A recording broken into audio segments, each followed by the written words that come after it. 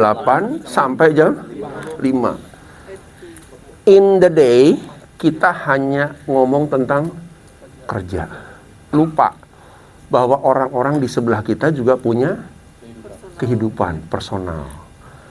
Ya, sehingga kita jadi nggak, ya trustnya hanya sebatas kerja aja. Oh, udah nggak mampu, sebel banget nih orang, susah nih diajak diskusi dan lain sebagainya.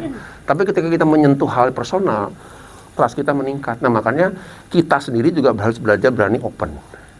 Siapa sih saya? Makanya sekarang coba ya teman-teman baca ya bukunya, benar itu, yang disebut sebagai authentic personality.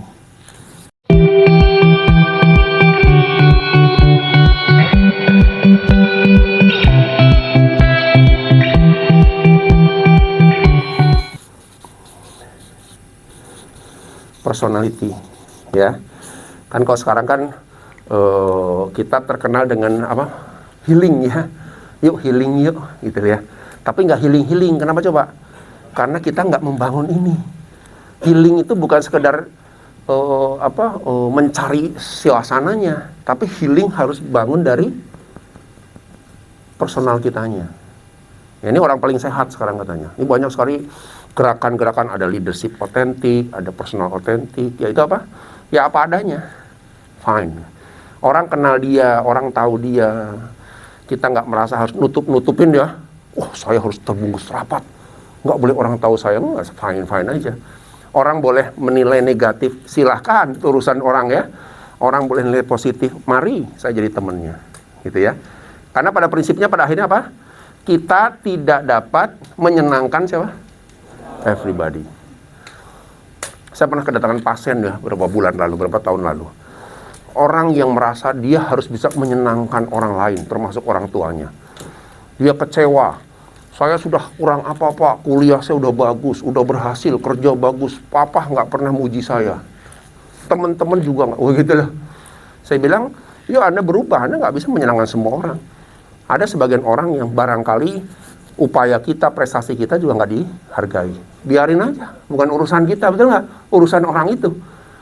Ya, kita berfokus pada orang-orang yang menghargai, kita berteman dengan orang-orang seperti itu, sehingga positif terus. Ya, nggak harus pura-pura jadi begini demi diterima oleh orang lain.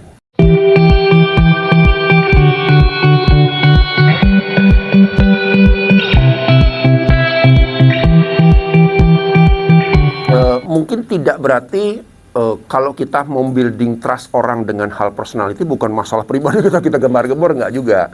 Kadang-kadang bicara tentang dunia kerja aja ya. Tapi jangan sampai saya tidak dikenal, orang lain nggak tahu saya orangnya seperti apa gitu ya. Lu tahu sih itu nggak sih? Susah lah, orangnya nggak ngerti gua. Bipolar kali, gitu kan ya kadang-kadang ya. Nah, orang yang begini jadi susah. Kita mau trust bagaimana kalau orangnya tuh nggak bisa ngelihat profil orangnya seperti apa.